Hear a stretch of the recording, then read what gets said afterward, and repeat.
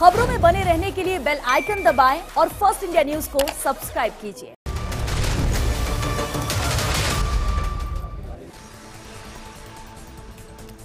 नमस्कार, मैं हूं श्वेता मिश्रा अवस्थी और आप देख रहे हैं बिग फाइट लाइव। तो राजनीति में आरोप प्रत्यारोप कोई नई बात नहीं है, लेकिन जैसे जैसे टेक्नोलॉजी बढ़ी है वैसे वैसे उसका दुरुपयोग भी बढ़ा है। यही कारण है कि सोशल मीडिया पर भी देश के महापुरुषों को लेकर कमेंटबाजी की जा रही है। इसी को लेकर आज मुख्यमंत्री अशोक गहलोत भी जमकर बरसे और भाजपा पर करोड़ों अरबों खर्च कर नेहरू से लेकर राहुल गांधी तक को बदनाम करने के आरोप लगा डाले। उन्होंने कहा कि भाजपा की टीमें देश भर में बैठी हुई हैं और सोशल मीडिया पर जानबूझकर जवाहरलाल नेहरू को लेकर गलत कमेंट्स किए जा रहे हैं। उन्होंने कहा कि आने वाली पीढ़ियों के लिए अच्छा मैसेज नहीं है, तो क्यों पॉलिटिक्स डर्टी होती जा रही है। आज बात इसी खास मुद्दे पर। राहुल गांधी की छवि को डैमेज करने का षड्यंत्र किया, पंडित नेहरू की छवि को भी डैमेज करने में कोई कसर नहीं छोड़ी। जो पंडित नेहरू के बारे में निम्न स्तर की बातें की गई, इसके माध्यम से सोशल मीडिया का दुरुपयोग करोड़ों अरबों रुपए खर्च करके किया जा रहा है। तो इतने निम्न स्तर के कमेंट आते हैं। हम लोग कोई भी पोस्ट करेंगे तो ऐसे कमेंट आएंगे कि उनको पढ़ के भी क्या करें।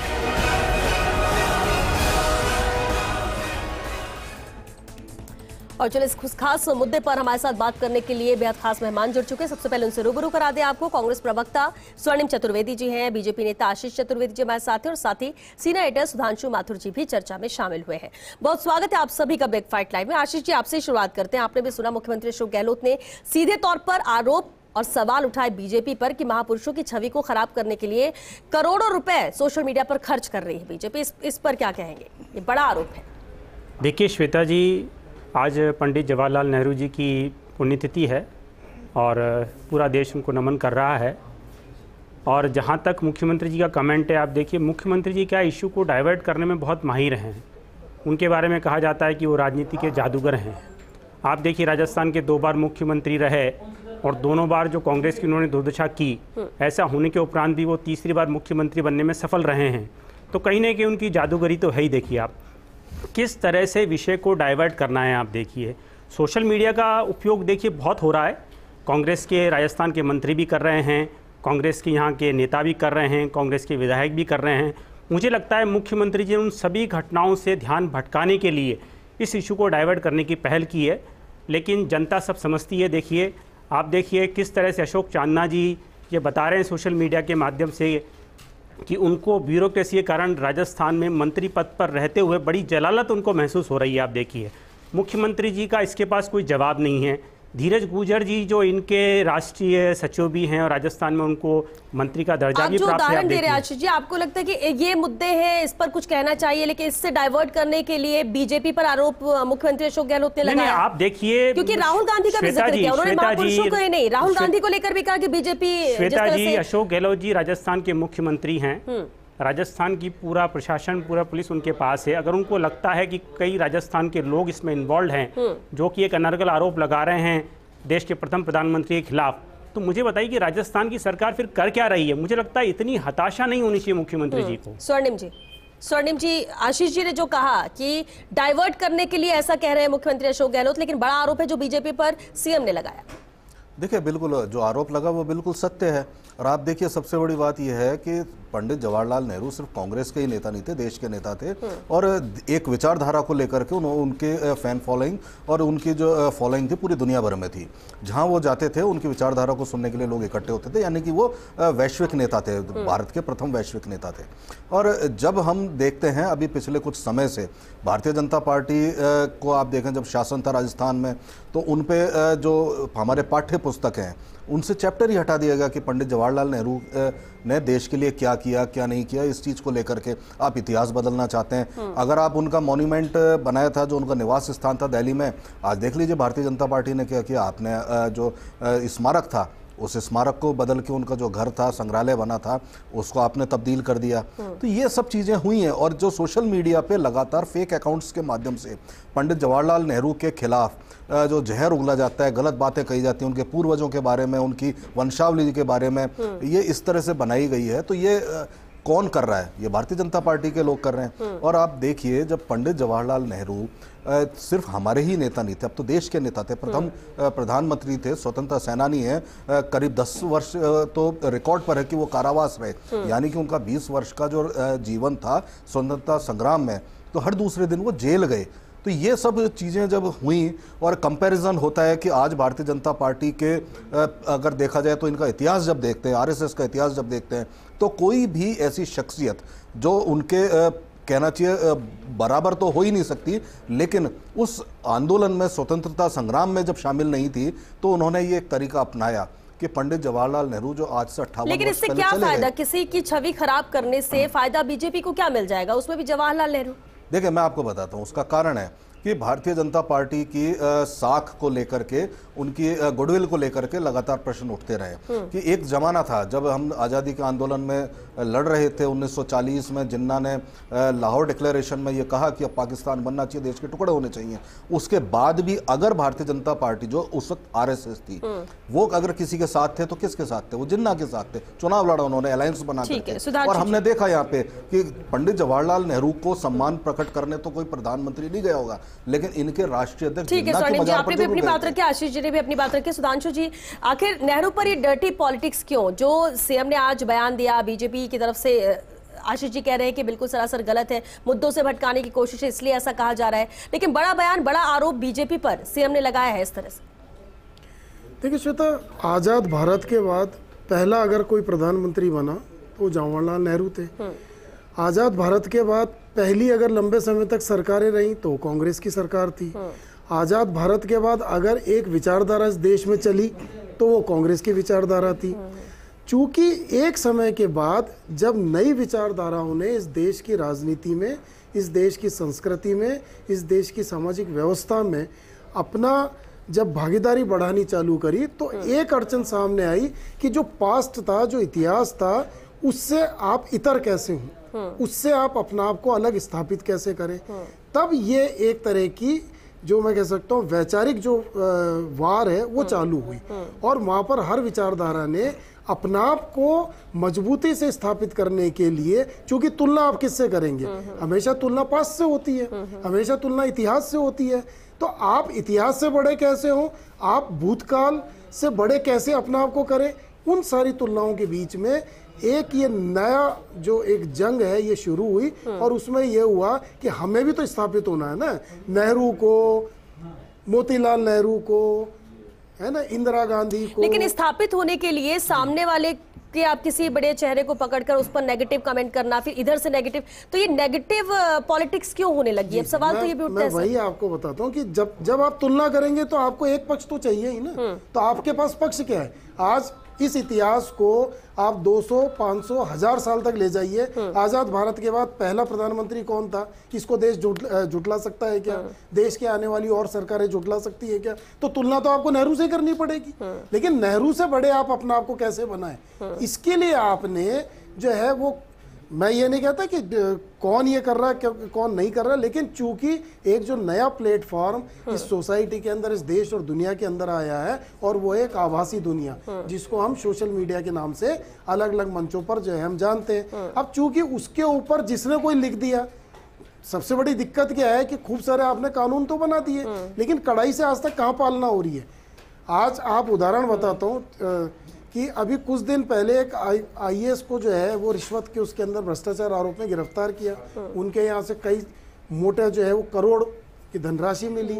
उसकी एक फोटो सोशल मीडिया पे अमित शाह के साथ जो है वो वायरल हो गई। जिसने वायरल करी तुरंत उसके खिलाफ मुकदमा दर्ज हो गया।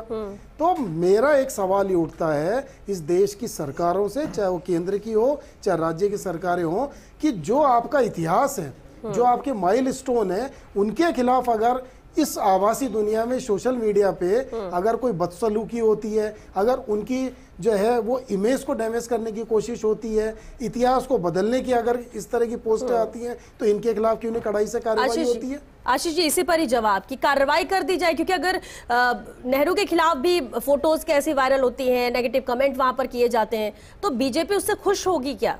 अगर बीजेपी सपोर्ट नहीं कर रही इन चीजों को, तो क्यों नहीं कार्रवाई उस पर की जाए सोशल मीडिया पर? क्योंकि बहुत ज्यादा स्ट्रिक्ट रूल भी बनाए जा रहे हैं। देखिए श्वेता जी, भारत के बहुत सारे प्रांत ऐसे हैं जहाँ भारतीय जनता पार्टी की सरकारें नहीं हैं। राजस्थान उसमें है, छत्तीसगढ़ उसमें है, महाराष्ट्र उसमें है। मुझे आप बताइए इन राज्यों ने कौन कौन सी कार्रवाई कब की है, इसका स्पष्टीकरण भी कांग्रेस को देना चाहिए। अभी मैं स्वर्णिम जी को भी सुन रहा था, स्वर्णिम जी ने प्रधानमंत्री संग्रहालय का जिक्र किया। कुछ जो एक्ट है, कुछ जो कानून है, उस पर सीधा सीधा केंद्र सरकार का हस्तक्षेप नहीं है। देखिए, तो क्यों नहीं जो है केंद्र सरकार आप यहाँ पे पायल रोहतगी को पकड़, अभी आप पायल रोहतगी को पकड़ के लेकर के आते हो तो कौन कार्रवाई कर रहा है, मुझे बताइए ना आप। अभी किसने कार्रवाई की है? नहीं तो फिर एक चीज बताइए, अमित शाह के साथ एक आईएएस की फोटो छप गई, क्यों मुकदमा दर्ज हो गया? नहीं तो आप यूपी में जाके देखिए, यूपी में सरकार के खिलाफ एक पोस्ट डलती है तो सुधांशु पंत जी अगर उत्तर प्रदेश की सरकार, कोई पूछता नहीं है। सुधांशु पंत जी अगर उत्तर प्रदेश सरकार के पास एक पावर है, सुधांशु माथुर जी अगर उनके उत्तर प्रदेश सरकार के पास ऐसे एक्ट हैं और पावर है, तो क्या राजस्थान सरकार बिल्कुल ही वो है क्या? इसके पास कोई पावरलेस सरकार है क्या? मुख्यमंत्री जी आप दायित्व बनेगा ना सर। जवाहरलाल नेहरू कोई राजस्थान की संपत्ति तो है नहीं। अरे सुधांशु जी जवाहरलाल नेहरू देश की संपत्ति है ना सर। देखिए सुधांशु जी वो देश के प्रथम प्रधानमंत्री है। को बचाने का जो है वो सबसे पहले फैसला कौन लेगा सर? सुधांशु जी मुझे लगता है आप राज्य सरकार की नाकामी का जो ठीकरा है ना, वो केंद्र सरकार पे फोड़ने का एक असफल प्रयास कर रहे हैं। मुझे बताइए ना राजस्थान के मुख्यमंत्री कर क्या रहे हैं, बताइए। ये भी तो कार्रवाई कर रहे हैं। आप ये कह रहे हैं कि जैसे उत्तर प्रदेश में सख्त कार्रवाई की जा रही है, वैसे राजस्थान सरकार भी करे। नहीं कर रही, कौन रोक रहा है? श्वेता जी उनको रोक रहा है, मुझे बताइए। स्वर्णिम जी इसी पे जवाब। बिल्कुल, अगर राज्य सरकार यूपी में ऐसा कर सकती है तो फिर इतनी सख्ती राजस्थान में क्यों नहीं सरकार दिखा देती? देखिए, जब राजस्थान में कोई घटना होगी तो राजस्थान सरकार कार्रवाई करती है। आप देखिए सोशल मीडिया पे क्या चल रहा है। सोशल मीडिया पे ये चल रहा है कि किसी हॉलीवुड मूवी की आप एक फोटो उठाते हैं और उसमें हमारे जो नेता हैं, चाहे महात्मा गांधी हो चाहे जवाहरलाल नेहरू, उनकी फोटो को मॉर्फ करके आप यहाँ पे सोशल मीडिया पे चलती है। ये उसका सोर्स राजस्थान नहीं है, वो आ रहा है कहीं से। और सारे भारतीय जनता पार्टी के नेताओं के जो इनके कार्यकर्ता हैं, कहना चाहिए कमिटेड कार्यकर्ता हैं, तो आइडेंटिफाइड कार्यकर्ता हैं, उन सबकी वॉल पे वो लगी हुई होती है। आप देखें मार्लिन मनरो की फोटो को आपने चेहरा हटाया, आपने उसमें जो है सोनिया गांधी की पिक्चर लगा दी, इस तरह से बहुत चीजें आई हैं। तो ये जब चीजें आती हैं तो इनके खिलाफ मुकदमे तो दर्ज हुए हैं। जवाहरलाल नेहरू को जो है वो आरएसएस के गणवेश तक में दिखा दिया। हाँ, ये सारी जब चीजें आई हैं, और इसके अलावा भारतीय जनता पार्टी क्या करती है आप देखिए, मामले तो यहाँ तक आए कि इनके आईटी सेल के हेड हैं, उन्होंने अभी हमारे मुख्यमंत्री अशोक गहलोत जी ने जब सरकार बनी थी एक बयान दिया था। उस बयान में एक हिस्सा काट करके एक लाइन का, दिल्ली में उन्होंने कोई पीसी की थी, और एक उसकी 2 लाइन तक उसको रोक कर वहाँ पे उन्होंने पोस्ट कर दिया कि देखिए अशोक गहलोत क्या कह रहे हैं, जबकि उन्होंने फिर बाद में हमने काउंटर किया, बयान हमने सामने डाला।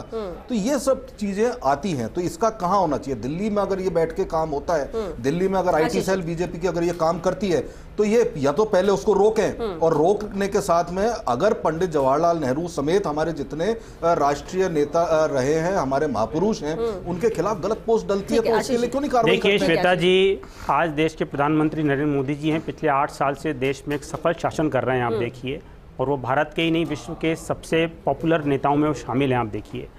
आप देखिए कांग्रेस के जो नेता हैं, बाकायदा मैं तो कह रहा हूँ राहुल गांधी जी स्वयं, आप देखिए वो उनके जन्म दिवस पर किस तरह का ट्वीट करते हैं, इसका भी थोड़ा ध्यान जो है स्वर्णिम जी को रखना चाहिए। आप देखिए हमारा कोई नेता, कोई सांसद, कोई विधायक, कोई पदाधिकारी जवाहरलाल नेहरू जी के बारे में कोई भी ऐसी टिप्पणी नहीं कर रहा है जो गरिमा के खिलाफ हो। निश्चित रूप से हमारे उनसे मतभेद हो सकते हैं विचारधारा को लेकर के, और जहाँ तक अभी स्वर्णिम जी ने जिक्र किया था, आप देखिए प्रधानमंत्री संग्रहालय का, तो देखिए जो त्रिमूर्ति भवन था, आप देखिए वो एक ऑफिशियल प्रधानमंत्री आवास था। सबको पता है इतिहास में कि किस तरह से इंदिरा गांधी जी ने उस मकान के लिए जो प्रधानमंत्री बने थे लाल बहादुर शास्त्री जी, उसको अलॉट नहीं होने दिया और एक प्रेशर क्रिएट किया कि उसको प्रधानमंत्री जो नेहरू जी है उसका मेमोरियल में बनाया जाए। आप देखिए उसके बाद जितने प्रधानमंत्री हुए हैं, आप देखिए चाहे हम पीवी नरसिम्हा राव जी की बात करें, चाहे हम लाल बहादुर शास्त्री जी की बात करें, चाहे हम इंदिरा गांधी जी की बात करें, चाहे हम अटल जी की बात करें, दिल्ली में एक ऐसा संग्रहालय होना चाहिए जहां पे सभी प्रधानमंत्रियों की स्मृतियों को जीवंत रखा जा सके। ठीक है, लेकिन एक बड़ी बात यह भी होती है कि जो महापुरुष हैं वो सभी के लिए हैं, वो किसी पार्टी है उसमें बटे नहीं कि उन पर कमेंटबाजी की जाए। सुधांशु जी, बेहद अहम ये भी हो जाता है कि अगर कोई करता है तो पार्टी लेवल से ऊपर उठकर उसका विरोध करना चाहिए सभी को। और दूसरी बात है कि सीएम ने जो आज कहा, आरोप बीजेपी पर लगाया, तो न सिर्फ जवाहरलाल नेहरू को लेकर, महापुरुषों को लेकर, बल्कि राहुल गांधी का भी उन्होंने जिक्र किया कि राहुल गांधी को लेकर भी जिस तरह से कमेंटबाजी और सोशल मीडिया पर जिस तरह से नेगेटिव उनकी छवि बनाने की कोशिश की जा रही है, वो भी एक टैक्टिक्स है। देखिए श्वेता, आज की तारीख में जो सोशल मीडिया है वो सभी राजनीतिक दलों को एक ऐसा हथियार मिल गया है, या ये कहिए कि विचारधाराओं के विपरीत कमेंट करने वालों को एक इतना इजी प्लेटफॉर्म मिल गया है कि आपकी जो मर्जी आए वो किसी के बारे में आप कुछ भी लिख दीजिए, आप जस्टिफिकेशन देते रहिए, क्लियरिफिकेशन देते रहिए। लेकिन और इसमें रीच इतनी है कि अभी आप एक पोस्ट डालिए, तुरंत वो जो है ट्रोल हो जाती है। आप अच्छे हैं तो अच्छे और बुरे हैं तो तुरंत बुरे हो जाते हैं। तो ठीक इसी तरह से मेरा ये मानना है कि आपको सबसे पहले जो है इसके ऊपर कोई एक कड़ा कानून लाना होगा, सिर्फ बातें नहीं करनी होंगी। आप लाइए ना कड़ा कानून, आप लोगों को दंडित तो करिए ना। आप ना तो आप उसको कानून को प्रॉपर वे के अंदर इंप्लीमेंट करा पा रहे, ना उसके अंदर आपने कोई महत्वपूर्ण दंड का ऐसा प्रावधान रखा है कि लोगों को सबक मिले। आज आप बताइए, सोशल मीडिया पूरे देश के लॉ एंड ऑर्डर के लिए सबसे बड़ा खतरा है। कहीं भी जरा सा भी कोई टेंशन होती है, क्या करता है एडमिनिस्ट्रेशन? सबसे पहले उठा के नेट बंद कर देता है, सबसे पहले उठा के व्हाट्सएप बंद कर देता है, सबसे पहले उठा के फेसबुक बंद कर देता है। क्यों भाई? जब इन सरकारों को देख नहीं रहा क्या कि जो एक ऐसा प्लेटफॉर्म जो देश की कानून व्यवस्था को जो है मतलब तार तार कर दे 2 मिनट के अंदर, ठीक है, एक आप पथराव का वीडियो चलाइए, आप देखिए शहर में क्या टेंशन होती है। आप किसी के खिलाफ जो है कोई नारा दे दीजिए, देखिए क्या टेंशन होती है।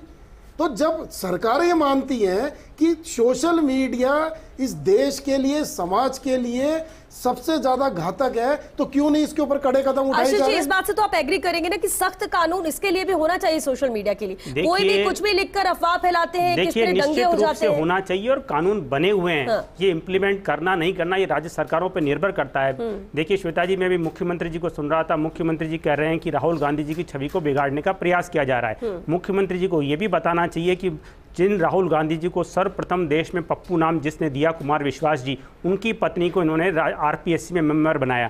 तो मुख्यमंत्री जी जस्टिफाई तो करें भाई, क्या कारण है बताइए आप स्वयं ही ऐसे लोगों को प्रमोट कर रहे हैं जो उनकी छवि को बिगाड़ रहे हैं। वेंकैया नायडू ने भी खूब जो है वो संसद के अंदर पप्पू पप्पू बोला, तो आपने उनके खिलाफ कभी कार्रवाई की? अरे भाई आप मुझे बताइए, अरे हम क्यों कार्रवाई करेंगे बताइए? आप तो कर नहीं रहे, आप तो उनको आरपीएससी का पद दे रहे हैं। सुधांशु जी राजस्थान के मुख्यमंत्री तो बताइए दे रहे, तो हम क्यों करेंगे बताइए? हम क्यों करेंगे? राहुल गांधी जी की जो छवि बनी है, सुधांशु जी, राहुल गांधी जी की जो छवि बनी है वो उनके बुद्धिमत्ता के कारण बनी है। आप देखिए वो बार बार बन रही है, आप उस छवि में सुधार क्यों नहीं कर पा रही बताइए? कांग्रेस बताइए ना, मानिए ना कि क्यों नहीं कर पा रही है? आप बताइए। स्ट्राइक करने की सरकारों की राहुल गांधी जी के बारे में राहुल गांधी की बात ही नहीं कर रहा, मैं कह रहा हूं ना, बराक ओबामा ने लिखा है, सोशल अरे बराक ओबामा ने पुस्तक में लिखा है, आपने क्या कर लिया बताइए ना? मैं कह रहा हूं सोशल मीडिया पर राहुल गांधी जी को उन्होंने लिखा है अपनी पुस्तक में, आपने पढ़ा है क्या लिखा है बराक ओबामा ने? ये तो तय है कि अपने नेता के खिलाफ तो कोई सुनेगा नहीं, अगर आप कुछ कह रहे हैं कोई भी वजह तो कोई भी, लेकिन अगर महापुरुषों की बात होती है तो कम से कम